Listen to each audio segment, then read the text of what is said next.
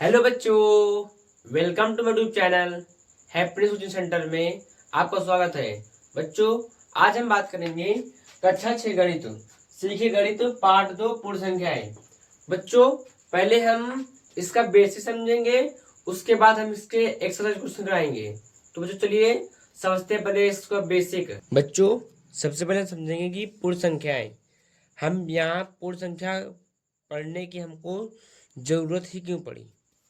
अब बच्चों पर देखेंगे कि पूर्ण संख्या की जो भूमिका क्या है। आपने प्राकृतिक संख्याओं के विषय में जानकारी प्राप्त कर ली। क्या हमारा काम इन्हीं संख्याओं से चल सकता है? यह एक विचारणीय प्रश्न है। आवश्यकता अनुसार प्राकृतिक संख्याओं के समूह को पूर्ण संख्याओं के समूह में विस्तारित करना होगा तथा पूर्ण संख्याओं पर रहने वाली विभिन्न संख्याओं जोड़, घटाना, गुणा, भाग को ध्यानपूर्वक देखने से उनके अनेक प्रगुण नियम दिखाई देते हैं। इन प्रगुणों नियमों को यथास्थान प्रयोग करने से संक्रियाओं को सरल बनाया जा सकता है। देखते हैं बच्चों, इसमें हम पेड़ पर कितनी चिड़िया बैठी हैं। पेड़ पर 2 चिड़िया बैठी हैं। ठीक है बच्चों। बच्चों, हम देख रहे हैं कि हमें पूर्ण संख्याओं को पढ़ने की आवश्यकता ही क्यों है। हमने प्राकृतिक संख्या पढ़ लिया, हमको उन्हीं से क्यों, उनसे हमारा काम चल पाएगा कि नहीं चल पाएगा, हमको उसको पढ़ने की आवश्यकता क्यों पड़ रही है। हमारा दूसरा चित्र में है पेड़ पर कितनी चिड़िया बैठी हैं। पेड़ पर एक चिड़िया बैठी है, आपको दिख रहा है। अब चित्र तीसरा है पेड़ पर कितनी चिड़िया बैठी हैं। पेड़ पर कोई चिड़िया नहीं बैठी है। ठीक है बच्चों। अब हम देखेंगे चित्र 1 एवं चित्र 2 में आप वृक्ष पर बैठी चिड़ियों की संख्या बता सकते हैं क्या? लेकिन तीसरे वृक्ष पर की स्थिति को क्या आप किसी संख्या द्वारा बता सकते हैं? अभी तक में जिन गिनती की संख्याएं 1, 2, 3 की जानकारी हो चुकी है, उसमें से ऐसी कोई संख्या नहीं है जिसके द्वारा हम तीसरे वृक्ष पर बैठी चिड़िया को बता सकें। हम इसे संख्यांक 0 शून्य द्वारा व्यक्त करते हैं, अर्थात हमें संख्या शून्य की आवश्यकता है। आइए अब हम संख्याओं को 0, 1, 2, 3 के विषय में जानें। बच्चों, आपने देखा कितना इंटरेस्टिंग टॉपिक था। हमें यह ज्ञात हुआ कि हमको 0 की आवश्यकता ही क्यों पड़ी। 1, 2, 3, 4 से क्यों काम नहीं हो गया, इसीलिए हमको यहाँ पर पूर्ण संख्या की आवश्यकता पड़ रही है। देखते हैं यहाँ पे एक और। एक डिब्बे में गोलियां लीजिए। इन गोलियों को 10 शिक्षार्थियों में बराबर बराबर बांट दीजिए। प्रत्येक शिक्षार्थी को एक एक गोली मिली।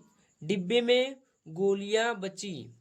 स्पष्ट है कि डिब्बे में एक गोली नहीं बची।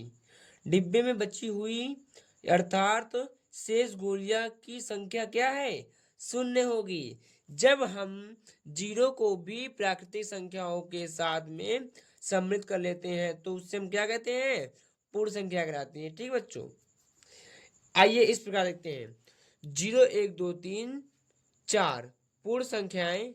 0 सबसे छोटी पूर्ण संख्या है। बच्चों, जो 0 है वो क्या है? सबसे छोटी पूर्ण संख्या है। चूंकि प्रत्येक पूर्ण संख्या से बड़ी पूर्ण संख्या होती है, अतः कोई भी पूर्ण संख्या सबसे बड़ी पूर्ण संख्या नहीं हो सकती। जैसे बच्चों, आपने कहा 100 भी एक क्या पूर्ण संख्या है। हमने कहा 101। आपने कहा 1000, हमने कहा 1001। आपने कहा 1,00,000, हमने कहा 1,00,001। आपने कहा 1 करोड़ और हमने कहा 1,00,00,001। तो बच्चों, यहाँ पर जो आप देख ही सकते हैं, यहाँ पर सबसे छोटी पूर्ण संख्या तो मैं शून्य हो जाएगी, लेकिन जो सबसे बड़ी है उसको हम पता नहीं लगा सकते हैं। ठीक है बच्चों। आगे देखते हैं। बच्चों, हमारा अगला टॉपिक है क्रमागत पूर्ण संख्याएं।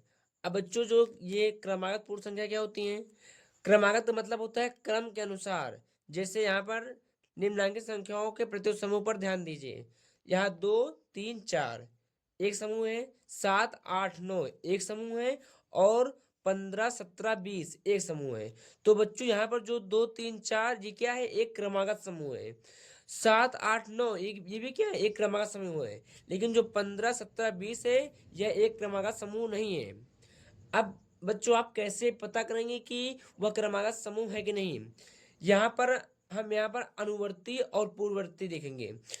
जहां पर जिस समूह में जिस अंक में एक एक संख्या की एक एक एक की अनुवर्ती या पूर्ववर्ती होगी, वहां पर क्या होगा, क्रमागत समूह होगा।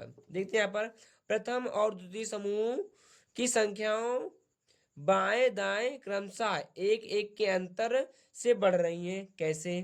तीन संख्याएं, चलिए 3 से अधिक संख्याओं के एक अन्य समूह 8 9 10 11 12 लेते हैं। इस समूह की संख्याओं की क्या विशेषताएं हैं? इस समूह की संख्याएं की भी क्रमशः एक एक के अंतर से बढ़ रही हैं। समूह में आगे आने वाली कोई भी संख्या अपने ठीक की संख्या की उत्तरवर्ती संख्या है। बच्चों उत्तरवर्ती और अनुवर्ती वही एक ही होता है, ठीक है। किसी समूह की इस विशेषता वाली वाली सभी संख्याएं क्रमागत संख्याएं कहलाती हैं। इस प्रकार प्रथम समूह एवं द्वितीय समूह की संख्याएं 2 3 4 एवं 7 8 9 भी क्या है, क्रमागत संख्याएं हैं। क्या उपयुक्त तृतीय समूह की संख्या 15 17 20 क्रमागत संख्याएं हैं? स्पष्टता नहीं, क्योंकि 15 17 20 क्रमशः एक एक के अंतर से नहीं बढ़ रही हैं। दूसरे शब्दों में 17 15 की अनुवर्ती नहीं है और 20 17 की अनुवर्ती नहीं है। ध्यान दीजिए, इस प्रकार 13 14 और 15 ऐसी पूर्ण संख्याएं हैं जो एक क्रम में है। ऐसी पूर्ण संख्याओं को क्रमागत पूर्ण संख्या कहते हैं। दो क्रमागत पूर्ण संख्याओं का अंतर सदैव क्या होता है, एक होता है। दो क्रमागत पूर्ण संख्याओं का अंतर सदैव क्या होता है बच्चों, एक होता है।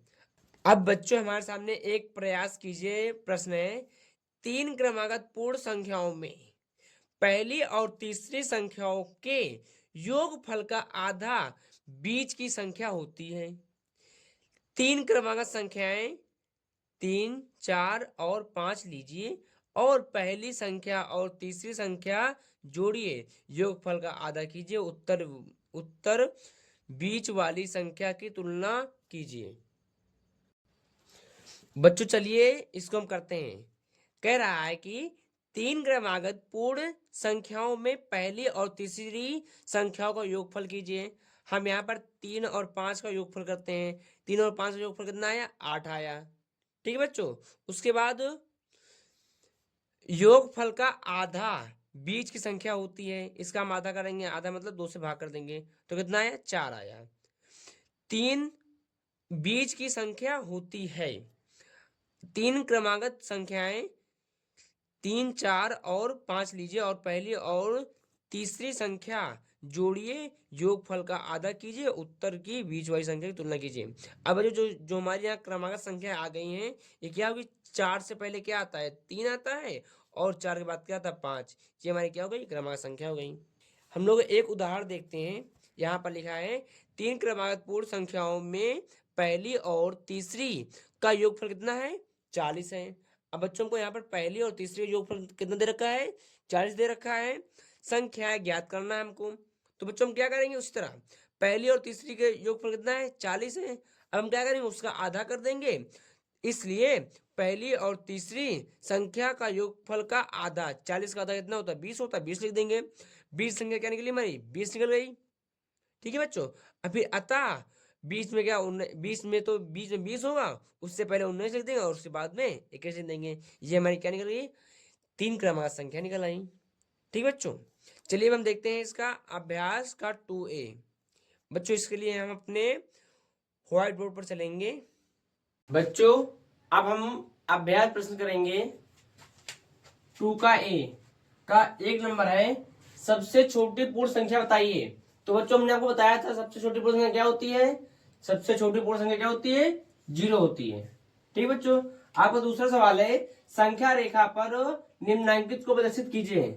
आपको यहाँ अंक दे रखे हैं 0, 1, 2, 3, 4, 5, 6, 7। तो बच्चों हमको इसको दर्शाने के लिए सबसे पहले हम बनाएंगे संख्या रेखा। बच्चों हमें संख्या रेखा है और यहाँ हम डॉट ऐसे बना लेंगे 3, 4।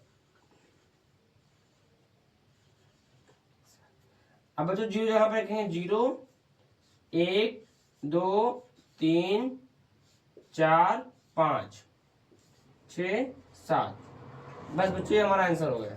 बच्चों आपका सवाल नंबर 3 है, 3 क्रमागत पूर्ण संख्याओं में पहली और तीसरी का योग 28 है, संख्या ज्ञात कीजिए। बच्चों लिखेंगे हल,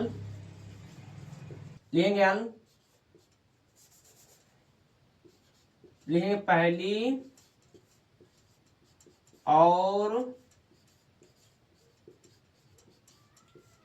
तीसरी का योग। बच्चों कितना है, 28 है। फिर लिखेंगे उसके बाद पहली और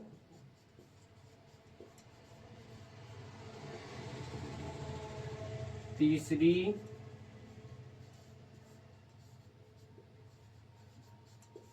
संख्या के योग का आधा।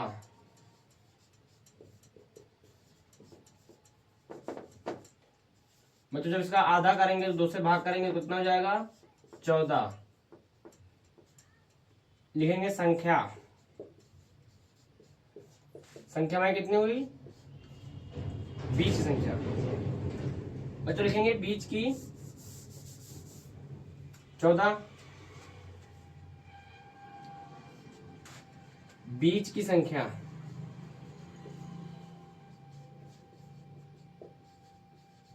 बीच की संख्या कितनी आई बच्चों, 14 आई। तो हम लिखेंगे अब संख्याएं। बच्चों जब बीच संख्या 14 है और यहाँ पर क्या दे रखा है, 3 क्रमागत संख्या दे रखा है।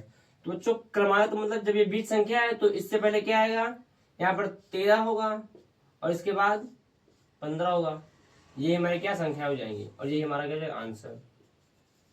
बच्चों हमारा नंबर 4 प्रश्न है, यदि 3 क्रमागत पूर्ण संख्याओं के मध्य की संख्या 39 है तो तीनों संख्याएं ज्ञात कीजिए। बच्चों लिखेंगे हल। बच्चों पहले सवाल कह रहा है कि यदि 3 क्रमागत पूर्ण संख्याओं के मध्य की संख्या 39 हो तो संख्याएं ज्ञात कीजिए। बच्चों जैसे हम यहाँ पर 3 संख्या ले रहे हैं, 2, 3 और 4। बच्चों जैसे मान लीजिए हमको यहाँ पर दे दिया जाए कि मध्य की संख्या हमारी कितनी है, 3 है और हमको पूरी संख्या ज्ञात करनी है। तो बच्चों हम क्या करेंगे, इसकी एक हम अनुवर्ती लिख देंगे और इसकी हम क्या करेंगे, एक पूर्ववर्ती लिख देंगे, हमारी संख्या निकल आएगी। बच्चों यही काम हम इस सवाल में करेंगे। बच्चों लिखेंगे हम 39। अब बच्चों बताइए 39 की पूर्ववर्ती क्या होती है, 39 पूर्ववर्ती क्या होती है, 38 होती है। लिखेंगे 38 और लिखेंगे 39 की अनुवर्ती क्या होती है, 39 की अनुवर्ती कितनी होती है, 40। तो बच्चों जो हमारी संख्या क्या होंगी, 38, 39, 40 होंगी। यही हमारा क्या होगा, आंसर होगा। नंबर 5 प्रश्न है हमारा, प्राकृतिक संख्याओं के समूह में किस संख्या को सम्मिलित कर देने पर वह पूर्ण संख्या का समूह बन जाता है। अब बच्चों प्राकृतिक संख्या क्या होती है, प्राकृतिक संख्या वे संख्या होती हैं जिन्हें हम गिन सकते हैं, जैसे 1, 2, 3, 4, 5, 6, 7 डॉट डॉट अनंत तक। अब बच्चों हमारा सवाल कह रहा है कि प्राकृतिक संख्याओं के समूह में किस संख्या को सम्मिलित कर देने पर वह पूर्ण संख्या बन जाती है। तो पहले प्राकृतिक संख्या क्या होती है, 1 2 3 4 5 डॉट डॉट डॉट अनंत।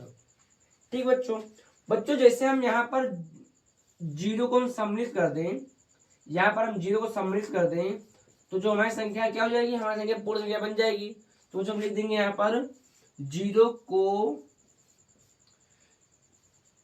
जोड़ने पर, बच्चों लिख देंगे जीरो को सम्मिलित करने पर,